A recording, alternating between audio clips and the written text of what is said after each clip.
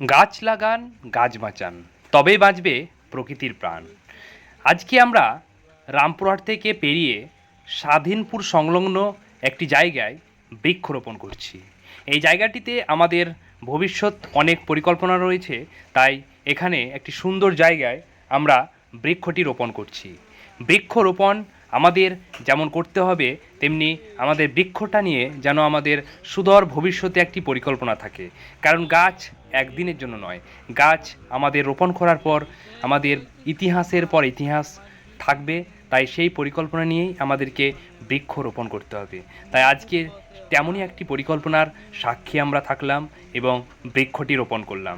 এই বৃক্ষটি হচ্ছে কৃষ্ণচূড়া বৃক্ষ। কারণ কৃষ্ণচূড়া আমাদের প্রকৃতির শোভা বাড়ায়, সৌন্দর্য বাড়ায়।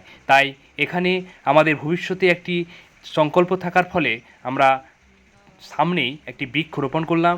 পাশ দিয়ে NH-12 গেছে, এই মেন রোডের ধারেই আমরা বৃক্ষটি রোপণ করলাম।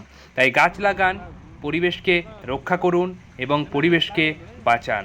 সকলেই এগিয়ে আসুন সুস্থ সমাজ গড়তে, বৃক্ষরোপণ করতে। আজকে আমাদের স্বাধীনপুর যে মেন রোড গেছে, এই রোডের ধারে আমরা আজকে একটি বড় কৃষ্ণচূড়া রোপণ করছি।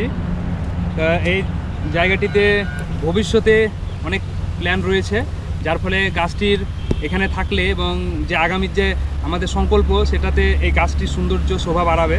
তার জন্য আমাদের আগে থেকে গাছটি রোপণ করা। যেহেতু এখানে সামনে রোড রয়েছে, রোডের ধারেই গাছটি আমরা রোপণ করছি। জায়গাটি হচ্ছে রামপুরহাট থেকে পেরিয়ে স্বাধীনপুর সংলগ্ন, মানে স্বাধীনপুরের আগে সুন্দর জায়গা। তা আমাদের পরিবেশকে সুন্দর করতে এবং ভালো করতে আমাদের এই সংকল্পগুলো নিতে হবে। গাছ আমাদের পরিবেশকে সুন্দর রাখে এবং তার সঙ্গে তো সকলেই জানি প্রকৃতির ভারসাম্য ঠিক রাখে।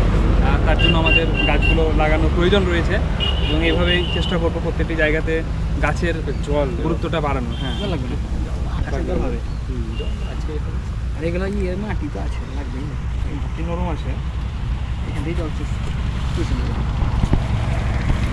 বস্তা না, এই ব্যাগে হবে জল না। বৃক্ষ রোপণের সঙ্গে সঙ্গে সেই বৃক্ষটিকে যত্ন সহকারে আমাদের ঘিরে দেওয়া এবং ভালোভাবে যত্ন নেওয়ার প্রয়োজন রয়েছে।